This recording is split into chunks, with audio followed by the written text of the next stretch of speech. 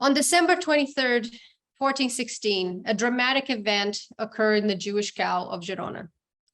Bonafide, the infant daughter and heir of the late Nassim Reuven, was kidnapped from the household of her mother and stepfather by Falcó Belcham and Bonastruc Joseph, her legal guardians. Detailed in a notarial document drawn up 9 months later, 2 witnesses to this event noted that Bonafide was, and I quote, removed from the possession and power of Raymond Mercader, converso, once a Jew, named Caravida Mercadel, and taken into the possession of her tutors. End quote. She was now living with Falcó in his household.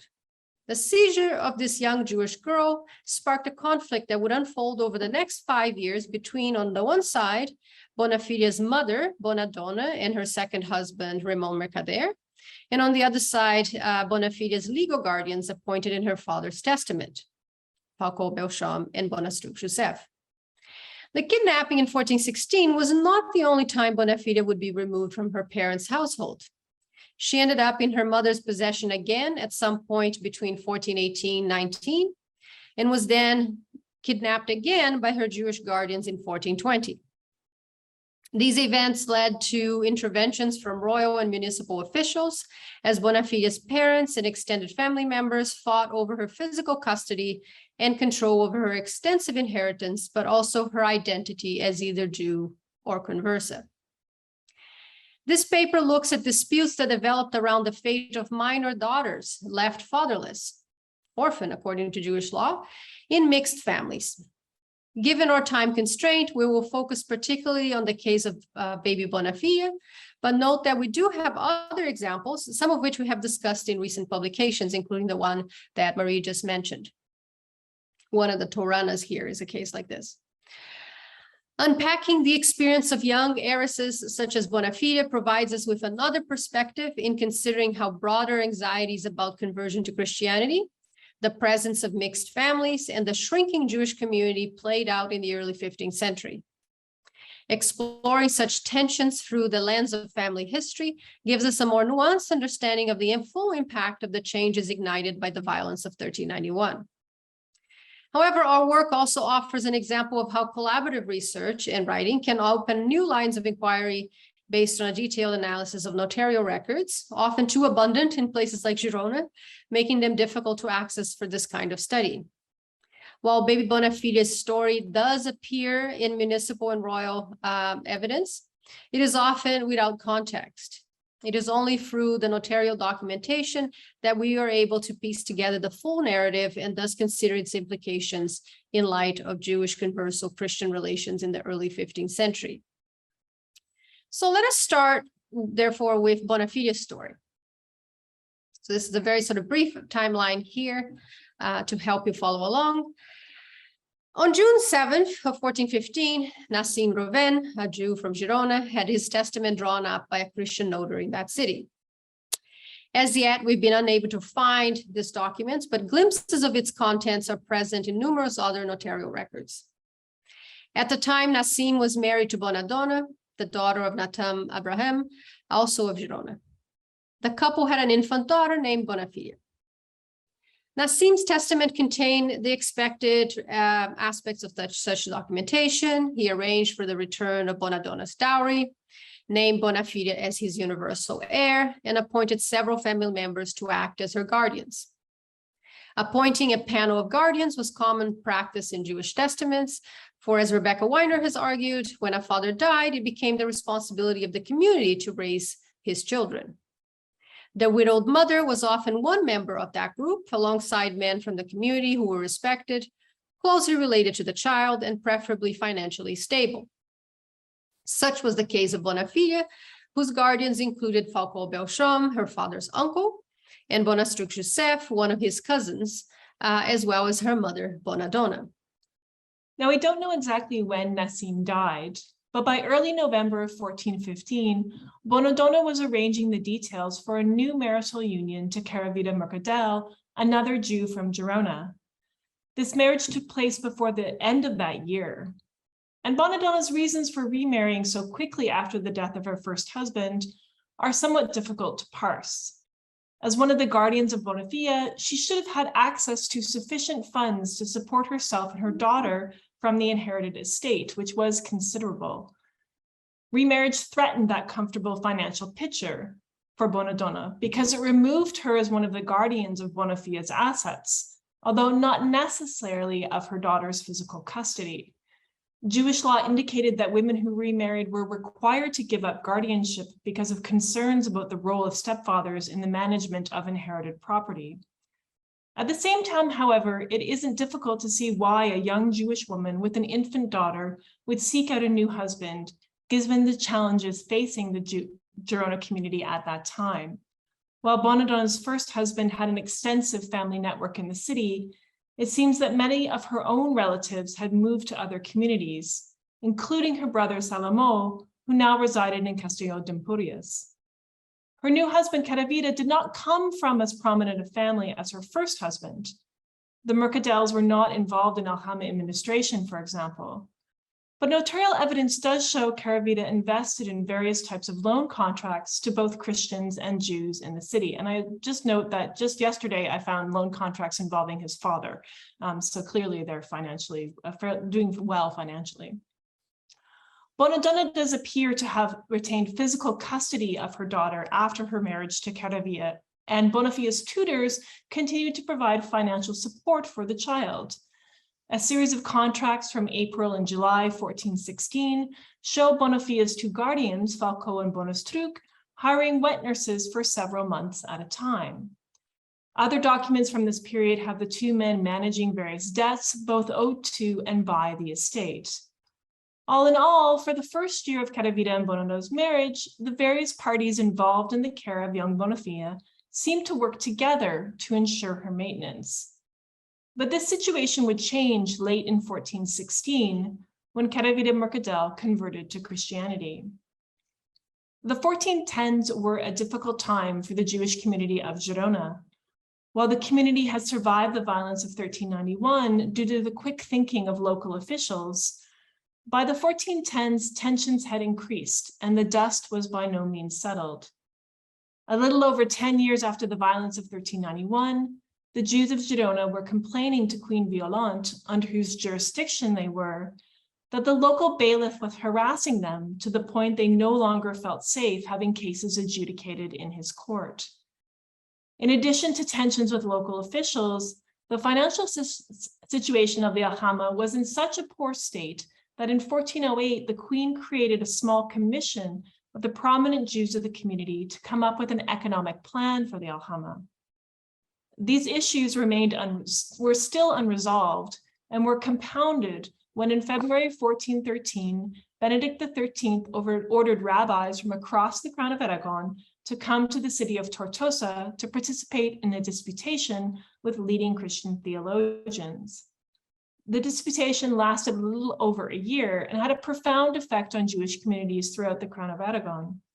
While none of the Jews who formed the Girona delegation at the disputation converted, the following years saw an increase on the, quote, great vexations and inconveniences, end quote, Jews were facing due to papal restrictions on credit transactions between Christians and Jews, increasing open attacks on their faith and its practice, and various other troubles they were subject to, from both ecclesiastical and local officials of the city. As a result, in the period from 1415 to 1418, many wealthy and influential members of the Alhama of Girona converted to Christianity. And it's in this pivotal period that Caravita Mercadel converted to Christianity, taking the name Ramon Mercader, while Bonadonna remained Jewish. While we do not know exactly when Caravita converted to Christianity or his exact motivation for doing so, through careful combing of documents from the notarial archives, we have narrowed down his conversion to sometime between October 13th and December 23rd of 1416. So about a year after his marriage to Bonadonna. This event seems to have immediately triggered a conflict over baby Bonafide, who was legally under the guardianship of Bonastruc Joseph and Falco Belcham, but seemed to be living with her mother and stepfather. Understandably, Bonastruc and Falco feared that the little girl would be converted to Christianity, and to prevent that, the pair quickly kidnapped the girl from her mother's home. The case of baby Bonafide is an interesting one. According to Jewish law, physical custody of a child was awarded to the widowed mother, even if she was not named a legal guardian. And we see this in the case with the case of Bonadonna and her daughter. The interesting part is that when Bonadonna remarried, the legal guardians of her daughter had the right to take the child away to live with one of them, but that's not really what happens at the time of her marriage. For a whole year, we see them acting in their role as guardians of Bonafide's estate, while the little girl remained in the new household created by Caravita and Bonadonna. Once Caravita converted to Christianity, Falco and Bonastruc immediately seized the little girl, prompting a fight over her guardianship, both in terms of her physical custody and the management of her assets. A fight spilling over notarial, municipal, and royal records. It is worth mentioning that this later wave of conversion that we've mentioned in the 1410s and early 1420s, of which Raymond was a part, is distinct from the conversions post-1391 or in 1391. In this later wave, we see mostly only the men converting, but not their wives and children, at least not initially, creating what we call many more of these mixed families. We have discussed elsewhere that many such families appear to have carried on normal kin relationships and actions, regardless of the fact that some family members were now officially Christian. These new family situations did sometimes provoke the notice of the local inquisitors, who were alarmed at the continued connections between new converts and their Jewish families. As we noted above before, Bonadonna did not convert to Christianity when her husband converted, and indeed remained Jewish for several years after Caravita's conversion. However, that fact did not prevent Falco and Bonastruc from removing Bonafide from their household. From the Christian perspective, while church authorities were very anxious about mixed families, they were often more lenient towards a mixed couple where the converso was the husband. The idea expressed by Johannes Teutonicus was that, and I quote, "Women are more easily influenced by a man than the other way around," end quote. Presumably, Falco and Bonastruc shared this gendered understanding and worried that Caravita's conversion would soon bring the conversion of his wife and stepdaughter. Falco and Bonastruc were correct regarding their concerns for Bonadonna and Bonafide's eventual conversion. At some point between her kidnapping in December 23rd of 1416 and the spring of 1420, Bonafide was returned to the household of her mother and stepfather. How exactly, we don't know. But both she and Bonadonna converted to Christianity or were converted, taking the names Eleonor and Blanca. We learn of Bonafide's conversion in a letter written by the Jurats of Girona to the syndic in March 1420, asking him to request additional intervention from the king in this familial dispute. According to this document, Eleonor had been kidnapped once again by Bonastruc and Joseph with the intention of, quote, returning her to Judaism, end quote. And a letter had been issued by the king mandating Bonastruc and Joseph to give up the child to her stepfather and mother. The Jurats were seeking assistance in ensuring this return was carried out. This document demonstrates that what began as a conflict over guardianship between extended family members had now expanded to involve royal and municipal officials. The involvement of such officials in the conflict over the guardianship of Bonafide Eleonor provides one example of how conversion complicates jurisdictional boundaries held by royal and municipal officials over Jews in the city. As a Christian, Eleonor now fell under municipal and ecclesiastical jurisdiction, and the Jurats and other officials embraced the role as her protector. Working with royal officials, they had Falco and Bonastruc removed as her guardians. And soon after, in August of 1420, Raymond, Eleanor's stepfather, came before the Iudex Ordinarius, Joan Ferrer, to request that he appoint a new guardian for his young stepdaughter. Ferrer conducted a thorough investigation into the matter, and indeed it is this notarial document that has provided us with many of the testamentary details we shared earlier in this paper. He interviewed prominent conversos who were members of Eleanor's extended family, her original guardians, Falco and Bonastruc, as well as another Jewish family member, and her mother Blanca and stepfather Raymond.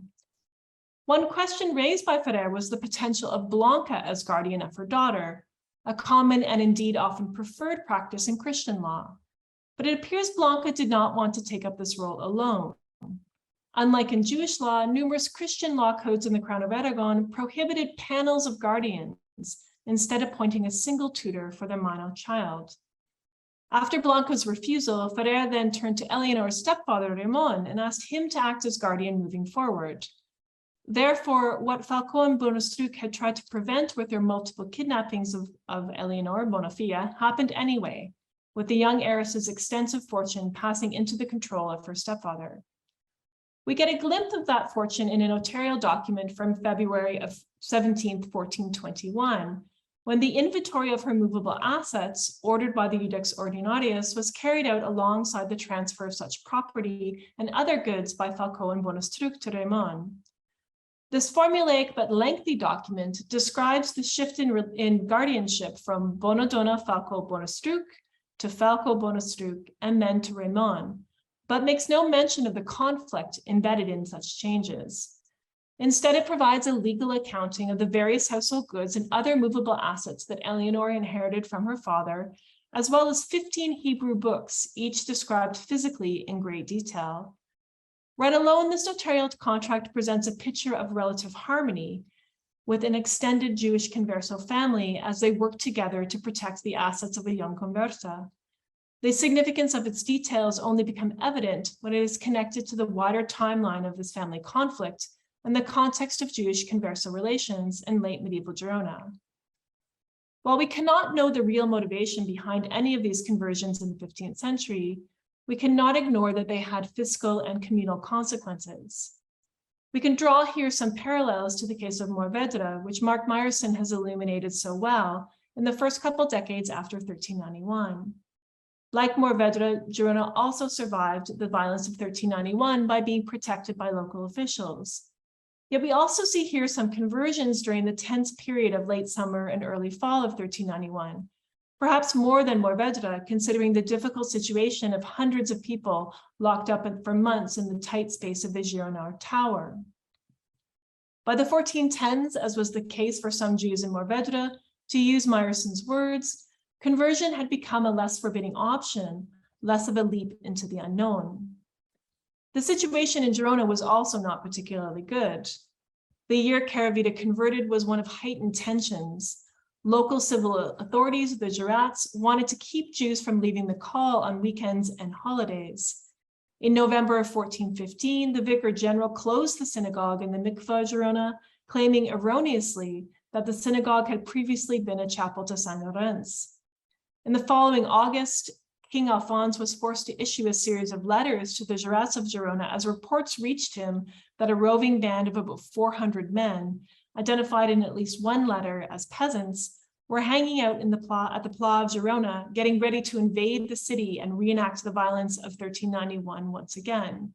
Interestingly, their intention was described as wanting to, quote, invade the city and attack the Jews and free the prisoners of the royal prison, end quote.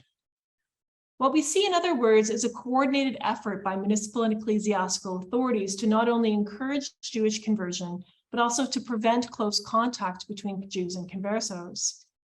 One of our most important finds in the notarial archives is the register of the notary who worked for the papal inquisitor in Girona, which has allowed us to see continued efforts placed on policing conversos and attempting to prevent this close contact with Jewish family members. It must be noted that our understanding of the guardianship conflict between Bonafia's mother and stepfather and her extended family member is entirely mediated through documents produced by Christian officials. These records include letters from the Girona Jurats to the syndic, royal letters issued to various local officials, and dozens of contracts drawn up by notaries. It is only in the notarial contracts that Jews feature as actors in this specific case, although largely in daily business of managing Bonafia's care in her estate. We do have one single contract directly related to the kidnapping, which features only Jewish actors, where two other extended family members provide evidence of Bonafia's initial kidnapping right after Caravita's conversion in 1416. Our interpretations of the case, therefore, are limited in what we can get at the perspective of the Jew, and what we can get in terms of the perspective of the Jewish community through Christian sources. But as students of Mark Meyerson, we are expertly trained in mining these sources to develop a complex and detailed picture of Jewish and converso family life in the late medieval period. As collaborative scholars, we've put that expertise to use in uncovering the intimate details of family conflicts in Girona through an examination of thousands of notarial records from 1391 to the 1420s. And as we said before, right now we are in Girona expanding this research so we can complete our monograph and begin a new project, extending our understanding of converso family life for the remainder of the 15th century. Thank you.